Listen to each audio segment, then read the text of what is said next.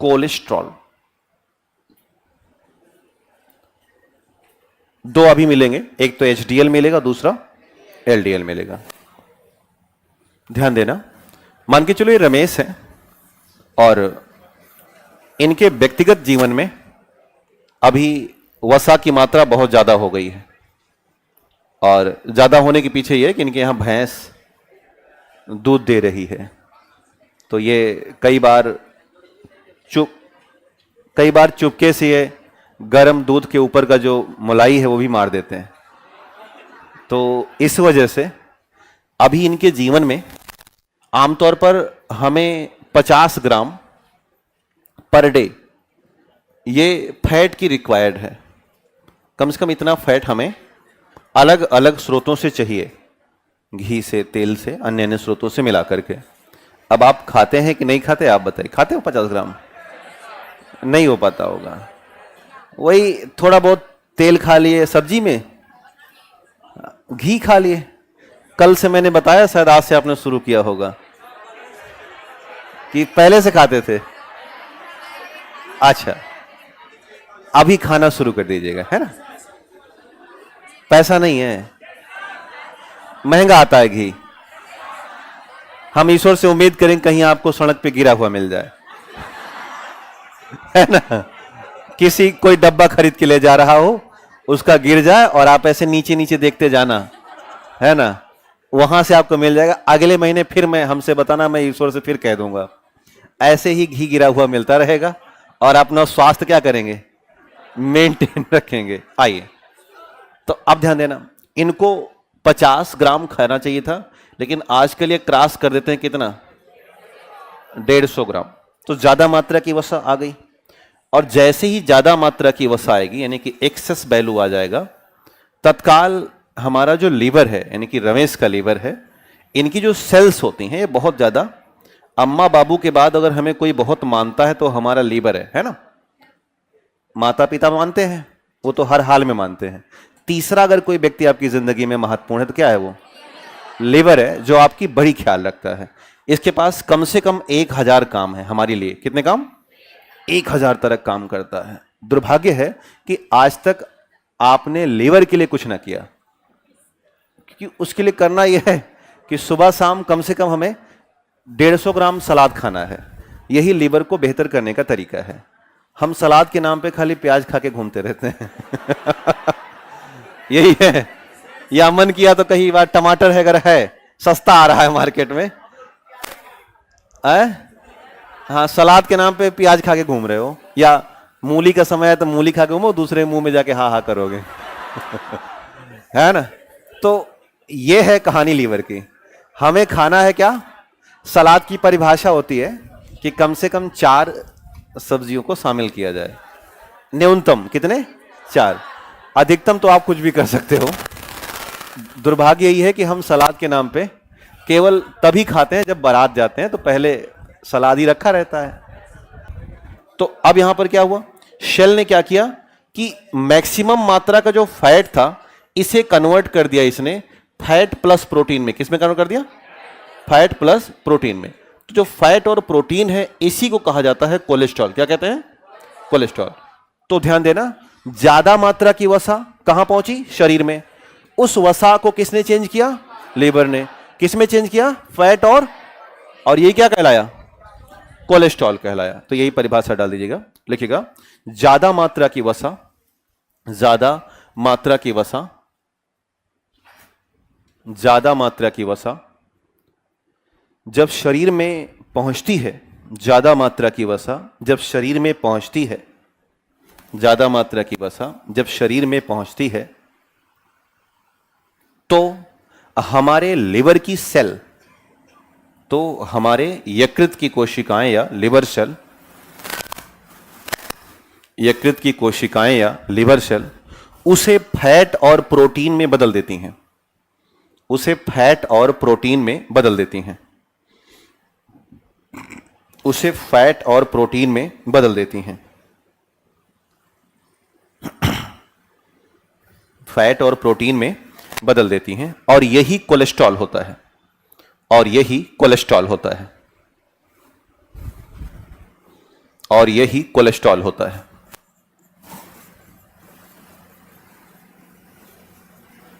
नीचे एक नोट डाल दीजिएगा, यही क्या है? कोलेस्ट्रॉल है। तो excess value of the fat is a cholesterol. ठीक है, लिखिएगा कोलेस्ट्रॉल केवल एनिमल सोर्स से प्राप्त होता है। कोलेस्ट्रॉल केवल जंतु स्रोत से ही प्राप्त होता है। कोलेस्ट्रॉल केवल जंतु स्रोत से ही प्राप्त होता है। कोलेस्ट्रॉल केवल जंतु स्रोत से ही प्राप्त होता है, यानी पादप खाओगे तो मिलेगा नहीं।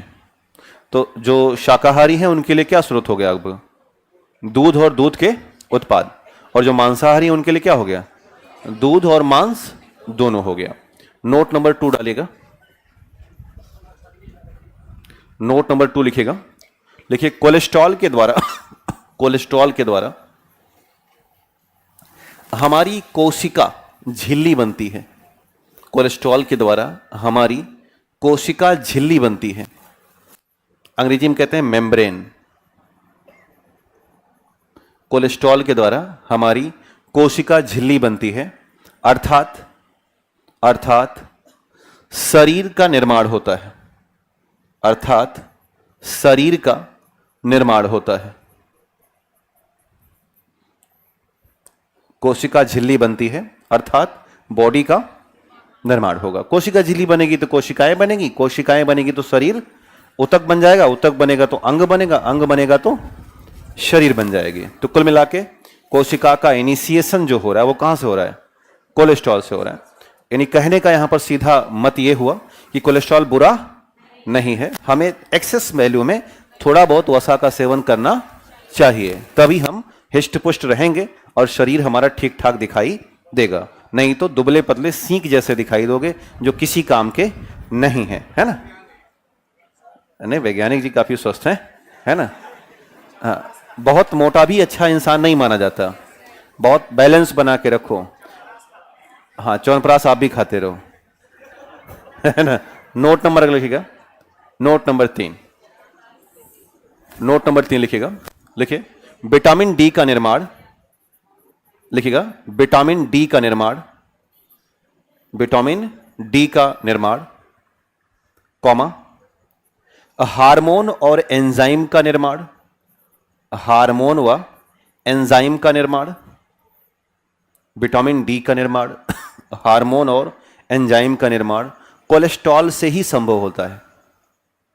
हार्मोन और एंजाइम का निर्माण कोलेस्ट्रॉल से ही संभव होता है।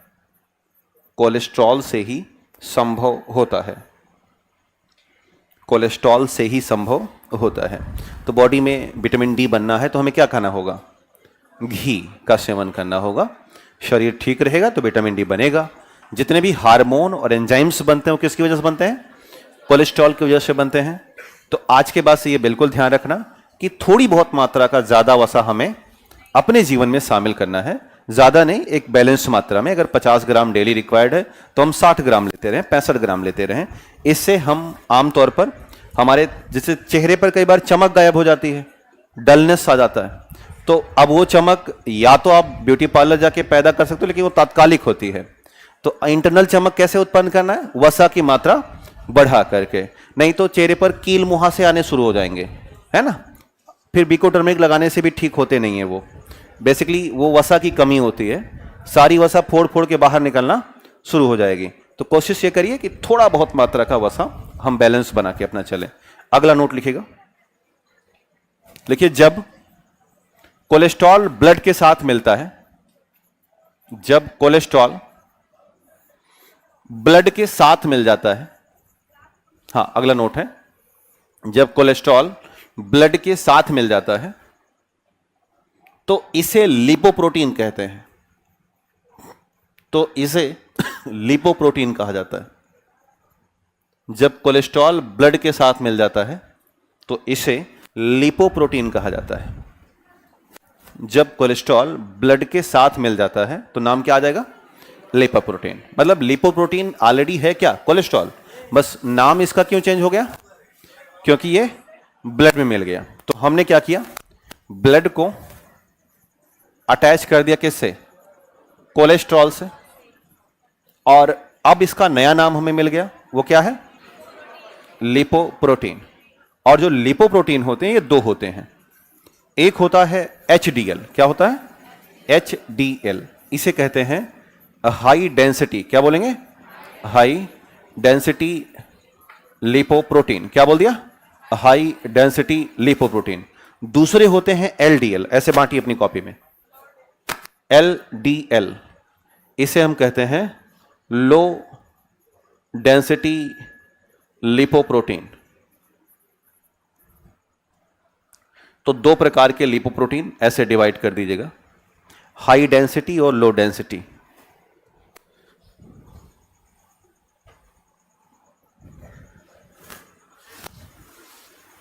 HDL और LDL। जो HDL होते हैं इनको हम गुड कोलेस्ट्रॉल कहते हैं। क्या बोलते हैं? Good lipoprotein.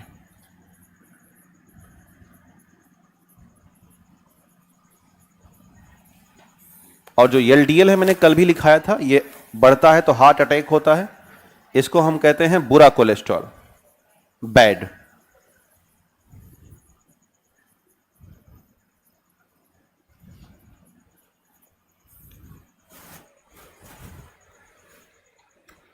क्यों कहते हैं ये मामला ध्यान देना? इसलिए कहते हैं कि जो HDL है ये शरीर में प्रोटीन की मात्रा बढ़ाता है, प्रोटीन की मात्रा को ये बढ़ाता है, एक्सेस करता है, और वसा की मात्रा को कम करता है।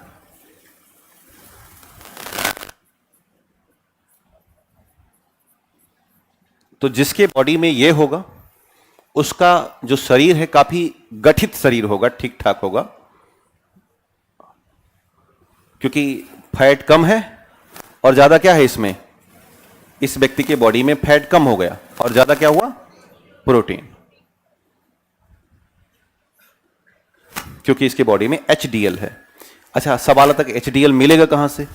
तो जवाब है कि जितना भी आप जैतून खा रहे हो, सूर्यमुखी खा रहे हो, यानी कि ऐसा तेल जिसका आयोडीन वैल्यू क्या हो? पक्का? आयोडीन मात्रा जिसकी ज्यादा हो, अगर ऐसा हम तेल खाएंगे तो हमें क्या मिलेगा? HDL। वैसा इंसान बनना है तो HDL का सेवन करना चाहिए जी। सरसों, हाँ, कितनी है? लगभग लगभग मान के चलना 40 के समथिंग। हाँ, आगे बढ़ते हैं। क्या लिखा आपने? जैतून, सूर्यमुखी, कोलेस्ट्रॉल। क्लियर हुआ? ठीक। अब आइए कहां पर? LDL में। LDL में आके हमें क्या मिला? बैड है तो क्या बढ़ जाएगा? वसा बढ़ गई, और प्रोटीन क्या हो गया? प्रोटीन कम हो। बना लीजिए, वसा की मात्रा बढ़ी, प्रोटीन की मात्रा कम हो गई। वसा की मात्रा बढ़ी और प्रोटीन की मात्रा। गांव में हलवाई देखा है? ऐसा होता है पूरा।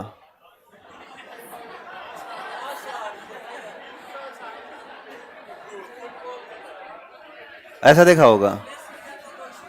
हाँ, प्रॉपर मात्रा में वो ऐसे बैठा रहेगा। अच्छा, थैली भी लगवाता है यहां पर, जैसे बनियान जो होता है वो थैली बीच पेटवा में रहता है, तो वसा रखता है पैसा रखता है ना। तो अब ये जो व्यक्ति है इसमें क्या ज्यादा है? और प्रोटीन, क्योंकि ये दिन भर किसके आसपास था? डालडा तल रहा है, खाता नहीं है, नाक से सूंघ लेता है। इतना डालडा बॉडी में चला गया है कि अचानक एक दिन वहीं वहीं गिरे गिरे मर जाएगा। तो ये समस्या है उसके साथ में। ठीक है, तो बॉडी कैसी हो गई? बहुत ज्यादा फैटी। क्लियर हुआ? अब सवाल आता मिलेगा कहां से ये? तो जितना ट्रांस फैट है, कौन है किसका? LDL का। लिखिएगा, सभी प्रकार के ट्रांस फैट सब। हाँ, स्रोत कहां से मिलेगा? सभी प्रकार के ट्रांस फैट, सभी प्रकार के ट्रांस फैट, सभी प्रकार के ट्रांस फैट। वही कहीं नीचे नोट डाल दीजिएगा, अगर जगह होगी तो। है ही जगह बहुत सारी, हाँ, जगह कमी थोड़ी है। लिखिए, विटामिन सी, विटामिन सी, और एक आता है रेड वाइन, जानते हो? हाँ, विटामिन सी, रेड वाइन,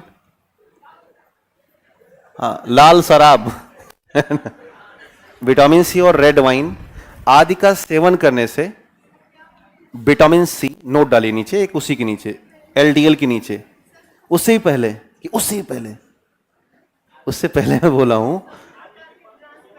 हाँ, इसका जो स्रोत है वो है ट्रांस फैट, इतना लिख दीजिएगा। किसका? एलडीएल का। हो गया। अब उसके बाद लिखिएगा कि विटामिन सी और रेड वाइन आदि का सेवन करने से एलडीएल कम हो जाता है, एलडीएल की मात्रा कम हो जाती है विटामिन सी और रेड वाइन का सेवन करने से। मैं शराब पीने के लिए आपको बता नहीं रहा हूं, ठीक है? शराब पीना स्वास्थ्य के लिए हानिकारक है, वो भाई खाली साइंस ऐसा कहता है। हाँ, कम तो हो ही जाएगा, लेकिन अब और कुछ बढ़ जाएगा, है ना? क्या चीज? हाँ, अब लिखिएगा हेडिंग रैंसिडिटी। अगली हेडिंग है रैंसिडिटी। हाँ, वसा वाले में ये सब चल रहा है। लिखिएगा रैंसिडिटी।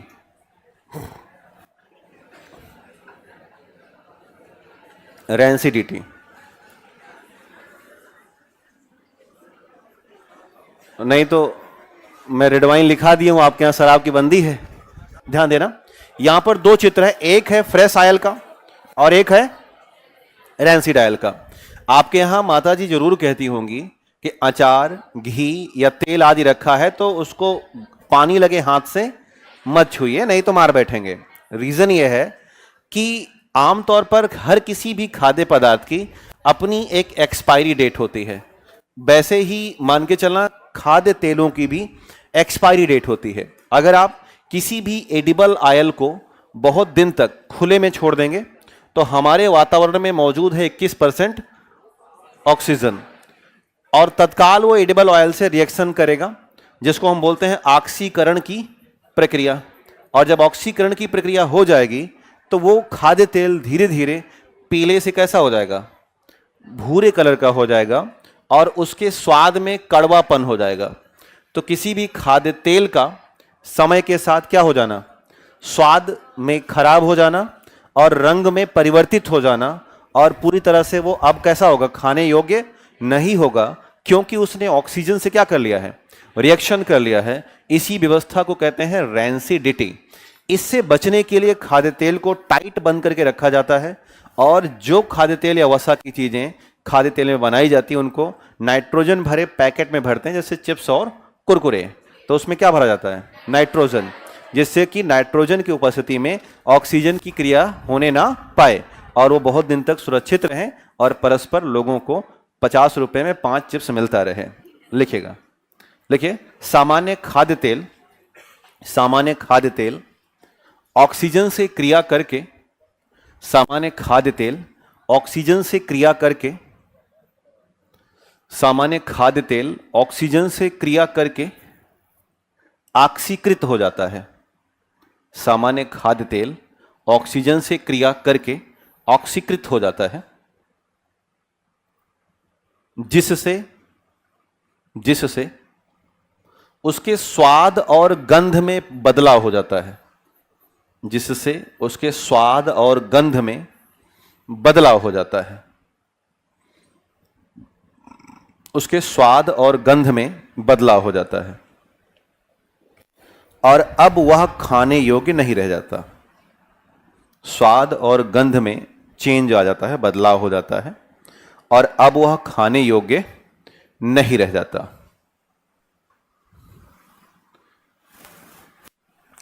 इसे ही रैंसिडिटी कहते हैं, इसे ही रैंसिडिटी कहते हैं। इसे ही क्या कहा जाएगा? रैंसिडिटी। नीचे एक नोट डाल दीजिएगा, लिखिए चिप्स और कुरकुरे के पैकेट, चिप्स और कुरकुरे के पैकेट में आमतौर पर नाइट्रोजन गैस भर दी जाती है। चिप्स और कुरकुरे के पैकेट में आमतौर पर नाइट्रोजन गैस भर दी जाती है। चिप्स और कुरकुरे के पैकेट में आमतौर पर नाइट्रोजन गैस भर दी जाती है। आमतौर पर नाइट्रोजन गैस भर दी जाती है, जिससे रैंसिडिटी को रोका जाता है, जिससे रैंसिडिटी को रोका जाता है, जिससे रैंसिडिटी को रोका जाता है, जिससे रैंसिडिटी को रोका जाता है। अब लिखिएगा ओबेसिटी। आप क्या एक राजनेता हैं ऐसे ही? क्या नाम है? हाँ, लिखिएगा ओबेसिटी या मोटापा, डालिएगा ओबेसिटी या मोटापा, ओबेसिटी या मोटापा। इनको हटा ही देते हैं, परेशान कर लेना है। हमारा जो ब्रेन है वो हमारी बड़ी ख्याल रखता है, हमें सब कुछ बताता रहता है कि क्या अच्छा और क्या बुरा है। इसी ब्रेन में 3 हिस्से होते हैं। पहला हिस्सा जिसे हम कहते हैं फोर ब्रेन या अग्र मस्तिष्क। इस अग्र मस्तिष्क या फोर ब्रेन के और कई हिस्से डिवाइड होते हैं, बटे होते हैं, जिनमें से एक नाम है हाइपोथैलेमस। नाम सुना है? ठीक है, ये वही हिस्सा है जिस हिस्से का इस्तेमाल करके इंसान इंसान बनता है, क्योंकि ये बहुत एक्टिव होता है। ये हमें भूख प्यास लगाने के लिए इंडिकेट करता है, किसी से प्यार करना हो या घृणा करनी हो तो भी इंडिकेट करेगा, सेक्स की पावर जगाता है, या हमारी जो स्मृति है कि ये सारा का सारा कौन देख रहा है? हाइपोथैलेमस। कई बार हमारा हाइपोथैलेमस सही से काम नहीं करता और वो इंडिकेट नहीं कर पाता कि हमें कितना खाना है कितना नहीं खाना, और हम ज्यादा भोजन कर बैठते हैं, और यही ज्यादा भोजन क्या कर देता है? मोटापा का कारण है। और हमारा जो बॉडी मास इंडेक्स है ये होना चाहिए 18 से 25। कितना होना चाहिए? 18 से 25 के बीच में, लेकिन ये ज्यादा हो जाता है, 35-40 तक पहुंच जाता है। तो यही बात एक लाइन लिख लीजिएगा, लिखिए मस्तिष्क का हाइपोथैलेमस, मस्तिष्क का हाइपोथैलेमस, मस्तिष्क का हाइपोथैलेमस कई बार, मस्तिष्क का हाइपोथैलेमस कई बार, मस्तिष्क का हाइपोथैलेमस कई बार भूख प्यास के प्रति इंडिकेट नहीं कर पाता, भूख प्यास के प्रति इंडिकेट नहीं कर पाता, भूख प्यास के प्रति इंडिकेट नहीं कर पाता।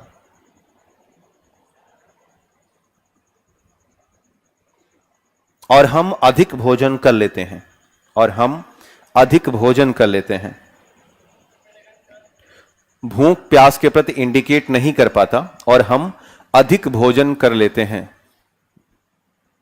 हम अधिक भोजन कर लेते हैं, जो मोटापे का कारण बनता है, जो मोटापे का कारण बनता है, जो मोटापे का कारण बनता है। नीचे एक नोट डाल दीजिएगा, body mass index BMI valuation लिखना 18 से 25 होना चाहिए। लिखिएगा बॉडी मास इंडेक्स 18 से 25 होना चाहिए। लिखिए बॉडी मास इंडेक्स 18 से 25 होना चाहिए। हाँ, नोट लिखिएगा, बॉडी मास इंडेक्स कितना होना चाहिए? 18 से 25 होना चाहिए।